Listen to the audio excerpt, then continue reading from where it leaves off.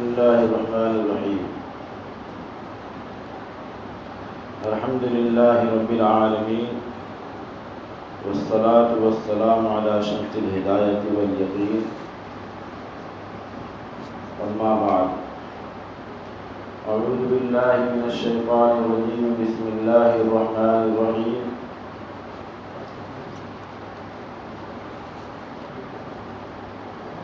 إنا هديناه السبيل إما شاكرا وإما كفورا.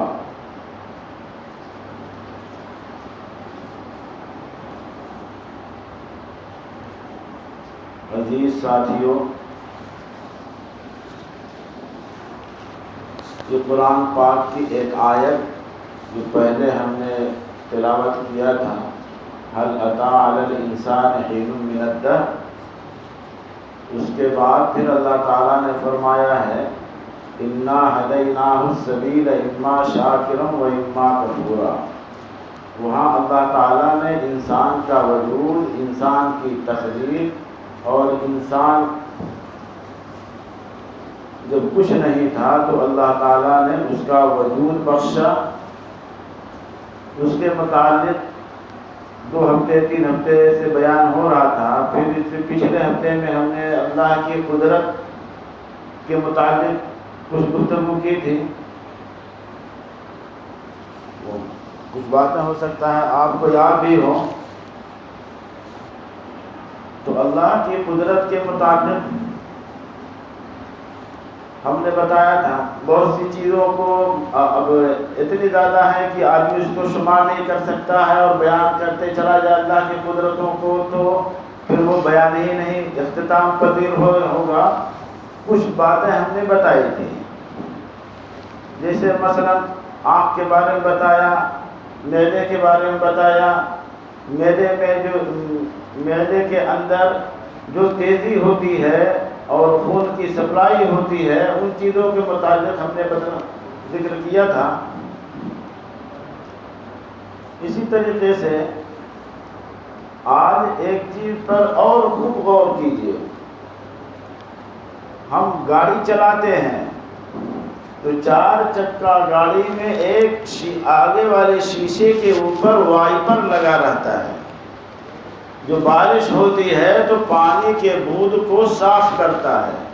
اگر تیز بارش ہو اور وہاں وائپر نہ لگا ہو تو گاڑی آدمی کو کھڑی کرنا پڑ جائے گا، پھر آگے نہیں لے کے جا پائے گا. یا بہت زیادہ دھول اڑتی ہو، آگے کوئی گاڑی جا رہی ہے اور گاڑی کے اتنی دھول اڑ رہی ہے کہ شیشے پہ سب آ کر کے بیٹھ گئی، تو بھی ڈرائیور کو آگے کا راستہ نظر نہیں آئے گا، تو بھی وہاں وائپر استعمال کرتا ہے. اس وائپر میں کچھ مشینری کے اعتبار سے کچھ بیٹری لگتی ہے یا کیا لگتا ہے، کم استعمال کرتے ہیں وائپر کا. تو میں یہ کہتا ہوں کہ یہ تو دیکھو دنیا کی چیز ہے، وہ ہم نے لگایا ہے وائپر کو گرد صاف کرنے کے لیے، پانی کے بوند کو، پانی کی رفتار کو صاف کرنے کے لیے ہم نے کیا لگایا؟ گاڑی میں وائپر لگایا ہے. قدرت نے ایک وائپر لگایا ہے ہمارے جسم کے اندر. جہاں تک ہماری سوچ نہیں گئی ہے، ہم نے کبھی بیٹھ کر کے اس پر غور نہیں کیا ہے کہ ہمارے جسم میں وائپر کہاں لگا ہوا ہے. بھائی کسی نے سوچا ہے وائپر کہاں لگا ہوا ہے؟ کسی نے غور کیا ہے وائپر ہمارے جسم میں موجود ہے اور چل رہا ہے، ہر دم چل رہا ہے، مگر کبھی ہم نے غور نہیں کیا ہے. یہ دیکھو آنکھ ہے، آنکھ کے اندر ہم نے اس سے پہلے تو زبان کے نیچے پانی ہوتا ہے، اور وہ پانی اتنی مقدار میں ہوتا ہے کہ وہاں نہ کوئی گڈھا ہے نہ کوئی تھیلی ہے، مگر پانی نکلتا ہے، لقمے کو تر کرتا ہے اور اندر نکل دیتا ہے. آنکھ کے اندر دیکھو وائپر لگا ہوا ہے، اس کے اندر ہمیشہ تلی رہتی ہے. اس میں نہ پانی ڈالنا ہے، نہ دوا ڈالنا ہے، نہ تیل ڈالنا ہے، مگر یہ قدرتی طور پر یہ ہمیشہ نم رہتی ہے اور اس کا وائپر ہمیشہ چلتا رہتا ہے. اگر یہ وائپر نہ چلے، آنکھ اگر کھلی رہے تو ہوا کا جھٹکا آئے گا تو اس پر ضرب آئے گی، پانی میں اگر چلتے ہو، اگر پانی پڑ گیا اور یہ وائپر اگر یہ پلک نہ ہو تو کیا ہوگا؟ آدمی کو راستہ نہیں معلوم ہوگا۔ یہ دیکھو کتنی باریک ہے، یہ ہر دم چلتی رہتی ہے۔ آپ کی آنکھ پر جو گرد آتے ہیں، گرد پڑتا ہے، یہ گرد ہر دم صاف کرتی رہتی ہے۔ ورنہ اگر آنکھ کھلی ہو اور دھول اڑنے کی جگہ میں اگر آدمی پہنچ جائے تو اس کو ہر دم کپڑا دے کر کے ہر دم اس کو پوچھنا پڑے گا، ہر دم صاف کرنا پڑے گا۔ ہاں، اگر کوئی جھٹکا آتا ہے تو خود آٹومیٹک وہ بند ہو جاتی ہے، آٹومیٹک بند ہو جاتی ہے۔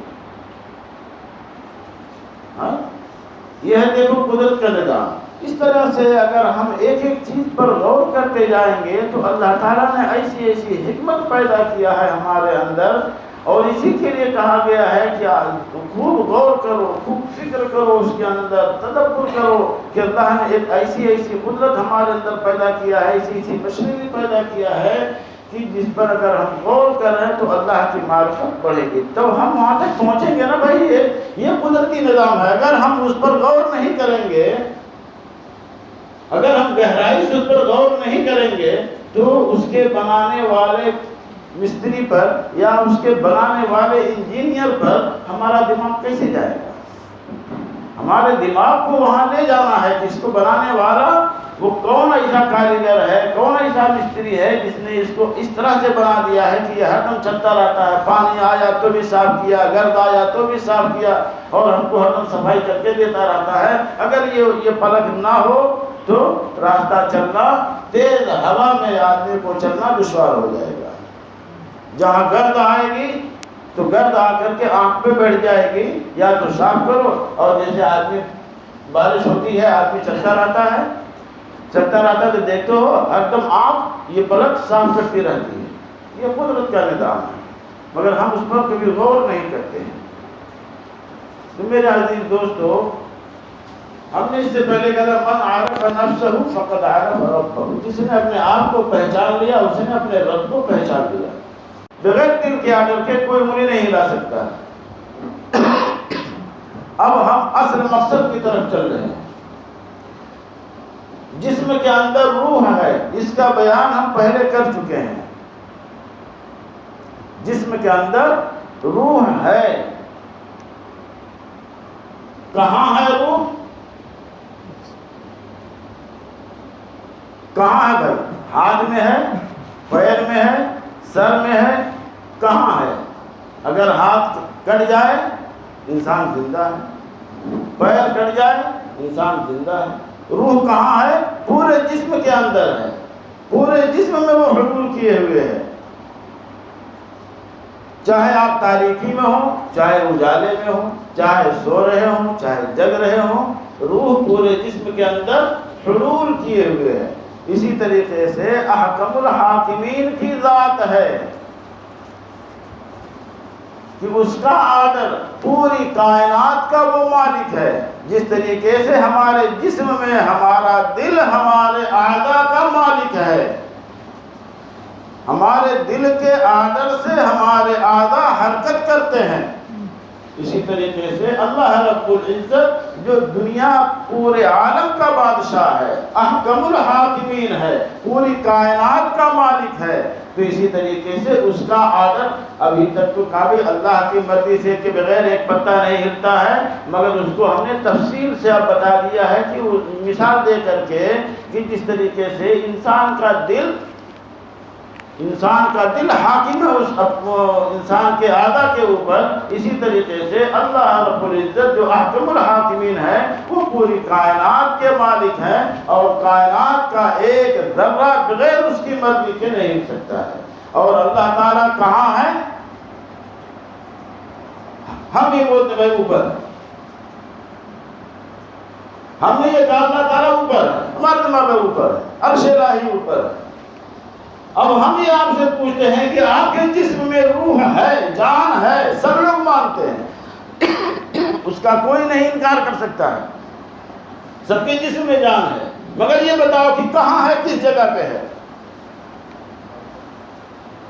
ہم نے بتا دیا نہ ہاتھ میں ہے، ہاتھ کاٹ دو انسان زندہ ہے، پیر کٹ جائے گا انسان زندہ ہے۔ سر میں، سینے میں، ہاتھ میں، پیر میں، جان پورے جسم میں ہے، پورے جسم میں ہے۔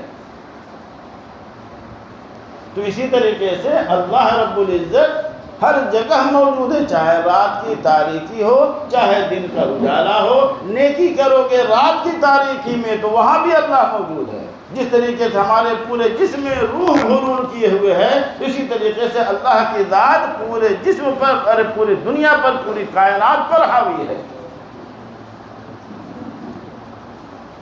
اسی کو کہا گیا من عرف نفسہ فقد عرف ربہ، جس نے اپنے آپ کو پہچان لیا اس نے اپنے رب کو پہچان لیا۔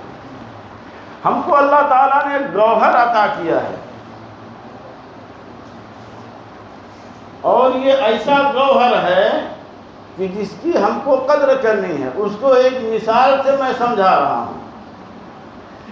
ہم نے ابھی بتلایا تھا اور سب لوگ اس کو جانتے بھی ہیں کہ لوہا زمین سے نکلتا ہے، لوہا زمین سے نکلتا ہے، سونا زمین سے نکلتا ہے، چاندی زمین سے نکلتی ہے۔ زمین سے نکال کر کے لوہا لا کر کے آپ سلاب لگا سکتے ہو؟ نہیں لگا سکتے۔ زمین سے سونا نکال کر کے براہ راست لائے اور پہن سکتے ہو؟ نہیں پہن سکتے۔ دیکھو کسی کو پہنتے ہوئے؟ نہیں۔ وہ کئی اسٹیج پار کر کے پھر گلے کا ہار بنتا ہے۔ لوہا کئی اسٹیج پار کر کے پھر سلاب کا جال بنتا ہے۔ ایسی لوہا اٹھا کر کے لائے سلاب میں لگا دیے؟ نہیں لگا سکتے۔ سونا لے آئے نکال کر کے زمین سے ہار بنا لیے؟ نہیں بنا سکتے ہو۔ کئی اسٹیج پار کرنا ہوگا۔ تو ہم کو اللہ نے گوہر دیا ہے، جیسے لوہا نکلا وہاں سے نکلا، پھر کہاں گیا، پھر وہاں سے دوسرے کارخانے میں گیا، پھر تیسرے میں گیا، پھر چوتھے میں گیا، وہاں اس کی دھلائی ہوئی، پھر اس میں جو مٹی کے یا پتھر کے ذرات ہیں ان کی چھٹائی ہوتی ہے۔ چھٹائی ہونے کے بعد پھر ایک دوسری کمپنی میں جائے گا جہاں سے سریا بن کر کے نکلے گی، پترا بن کر کے نکلے گا، پتی بن کر کے نکلے گی، اینگل بن کر کے نکلے گا۔ سمجھ گیا نا؟ لیکن کئی اسٹیج پار کرنے کے بعد تب جا کر کے اینگل آتا ہے۔ یہ ایسی سریا زمین سے نہیں نکلتی ہے۔ اسی طریقے سے سونا نکلتا ہے تو چھوٹے چھوٹے ذرے ہوتے ہیں یا بڑے بڑے ہوتے ہیں، چھوٹے ہوں گے یا بڑے ہوں گے۔ تو چھوٹے ذرے ہیں ان کو پہلے چھٹائی ہوتی ہے، اس میں سے جو کچرا ہوتا ہے کچرا نکالا جاتا ہے، پھر دھلائی ہوتی ہے، دھلائی ہونے کے بعد پھر بھٹی میں جاتا ہے، پھر وہاں ایک بھٹی سے دوسرے میں، دوسرے سے تیسرے میں، تیسرے سے چوتھے میں، تب جا کر کے پھر اس کی ایک نفیس بٹی بن جاتی ہے۔ اور کس گریڈ کا بنتا ہے اس میں، جیسے ہم نے ایک مرتبہ بتایا تھا زمین سے تیل نکلتا ہے تو ایک سب سے ہائی پاور کا پیٹرول ہوتا ہے جو جہازوں میں چلتا ہے، راکٹوں میں چلتا ہے۔ اس کے بعد دوسرا ہوتا ہے جو ہماری گاڑیوں میں استعمال ہوتا ہے، پھر تیسرا ڈیزل ہوتا ہے، پھر چوتھا اسی میں گھاسلے مٹی کا تیل ہوتا ہے۔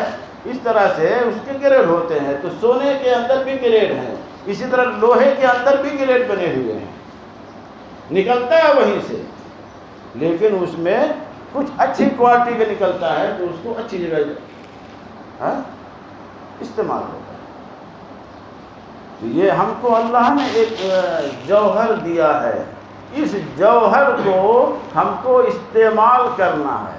کہاں استعمال کرنا ہے؟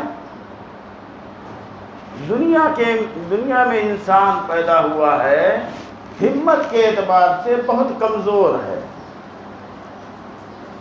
جو چیز اس کو نفع دینے والی ہے وہ بغیر مشقت کے نہیں حاصل ہوتی ہے، اس میں مشقت ہے۔